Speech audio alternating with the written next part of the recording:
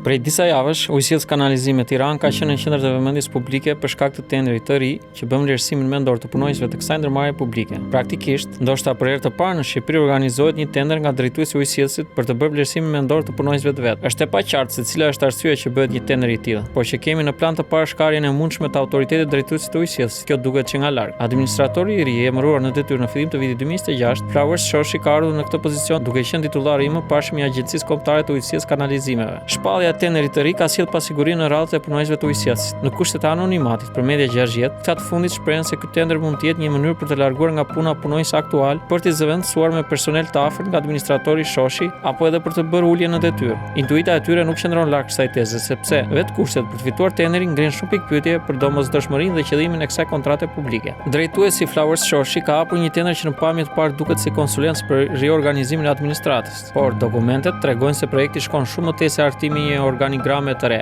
Vetë procedura lidhet me objektin ristrukturim dhe monitorimi i vënies në zbatim të strukturës organizative të shoqërisë Ujësisë Kanalizime Tiranë me fond limit 9.38 milion lek ose 94.000 euro dhe afat zbatimi 5 muaj. Ky proces i jap rrugën ndryshimit të stafit të Ujësisë Kanalizimeve Tiranë dhe rivlerësimin e pozicioneve të punës.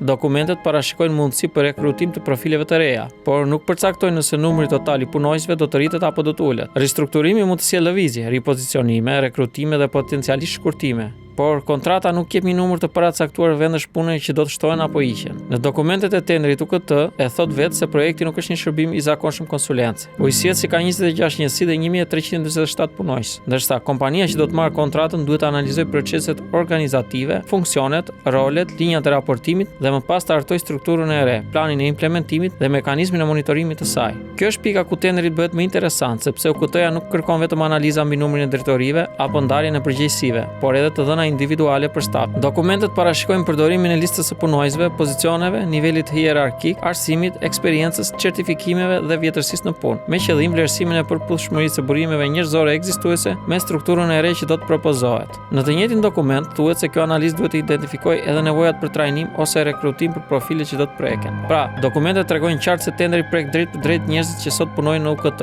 Madje vetë produktet që duhet të dorëzojë kompania fituese e bën këtë edhe më të qartë. Drafti i strukturës së synuar duhet të përmbaj ndikimin në staf, ndërsa plani i zbatimit duhet të përcaktojë tranzicionin, afatet, përgjegjësitë, rrezikët dhe masat korrigjuese. Por elementi më i debatueshëm është mënyra se si Ujësisë Kanalizime Tiranë kërkon të vlerësojë punonjësit. Kompania fituese duhet të ketë të paktën 15 punonjës në staf, mes tyre 3 konsulentë certifikuar për përdorimin e matjeve psikometrike për individët dhe ekipet, si dhe një ekspert të certifikuar në Neurolinguistic Programming, NLP. Kompania publike nuk e fsheh qëllimin e psikometrisë. Në argumentimin teknik thuhet se testet kërkojnë për të vlerësuar kompetencat profesionale, aftësitë individuale, potencialin drejtues si dhe në organizative dhe përshtatshmërinë e punonjësve me funksionet ekzistuese dhe ato të propozuara. Pra praktikisht po bëhet një rivlerësim i vendit të punës. Më tej, UKT argumenton se këto instrumente ndihmojnë në marrjen e vendimeve të bazuara në të dhëna gjatë procesit të ristrukturimit. Pikërisht për të kuptuar se mbi çfarë baze ish vendosur këto kritere, media 60 kërkoi shpjegime edhe vetë UKT-s. Në përgjigjen zyrtare të datës 13 gusht 2026, administratori i UKT-s Flowers Shoshi sqaron se specifikimet teknike dhe kriteret janë hartuar nga strukturat e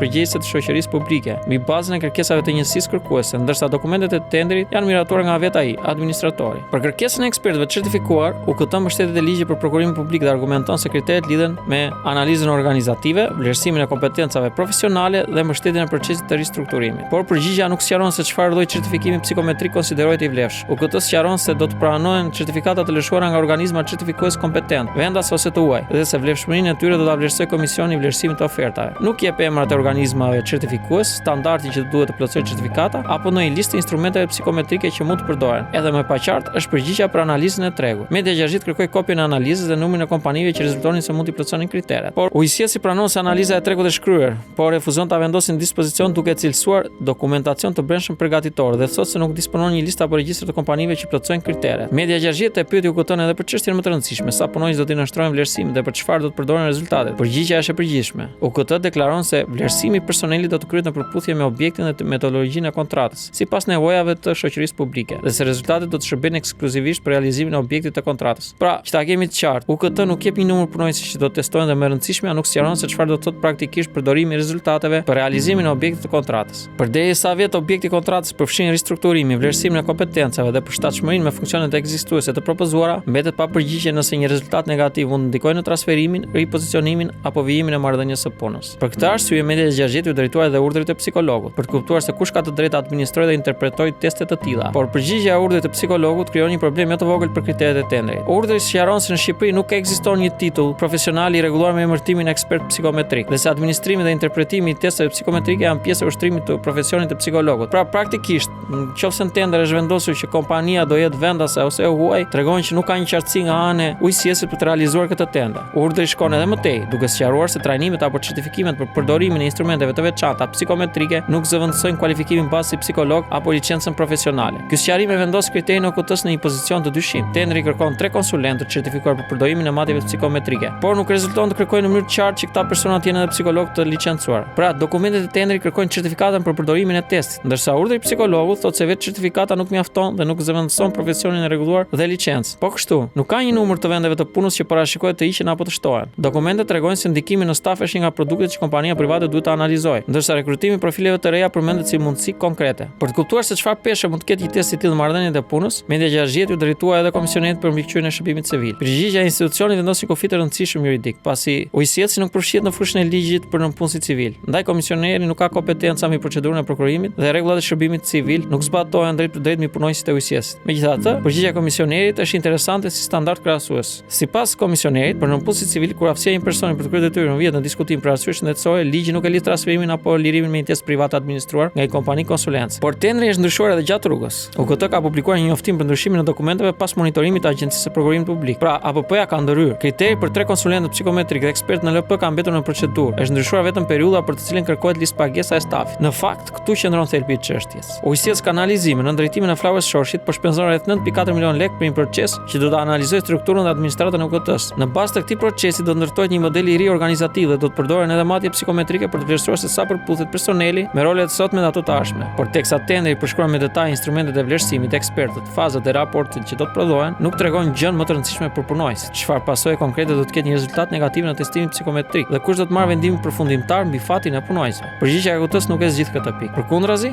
shoqëria publike kufizohet të thotë se rezultatet do të përdoren ekskluzivisht për realizimin e objektit të kontratës, pa shpjeguar se çfarë pasojë mund të prodhojnë në praktikë për një punonjës. Janë këto boshllëqe që bëjnë tenderin më shumë se një kontratë të zakonshme me konsulencë. Nga njëra anë, UKT-ja pranon se procesi përfshin vlerësimin e kompetencave profesionale për dhe mbështetjen e ristrukturimit. Nga ana tjetër, nuk përcakton kufirin ku mbaron roli i këshillori i kompanisë private dhe ku fillon vendimarrja e pullnësit. Edhe pas kërkesës së redaksisë, institucioni nuk tregon sa punonjës do testohen, nuk jep analizën e tregut që thotë se ka kryer dhe nuk sqaron se çfarë ndodh me punonjësin që nuk rezulton i përshtatshëm për strukturën e re. Madje këtu del një problem më i madh. Në Shqipëri nuk ka ekspert psikometrik. Rrjedhimisht nuk ka kompani të cilat mund të mbulojnë këtë tender. Dhe ngre pikpyetje se a ka pasur një studim nga kompania publike për këtë tender. Media Gjergjit ka drejtuar një kërkesë për informacione dhe komisionerit për mbrojtjen e dënave personale, për mënyrën se si dënat personale të punonjësve të ujësiesit do të kalojnë te një kompani privat, por deri në publikimin e këtij materiali nuk kemi patur asnjë reagim nga komisioneri.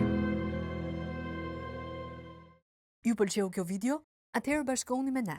Na ndiqni në Instagram, Facebook dhe TikTok dhe bëni subscribe në YouTube. Klikoni like dhe share dhe aktivizoni njoftimet për të mos humbur asnjë video të re. Faleminderit për mbështetjen.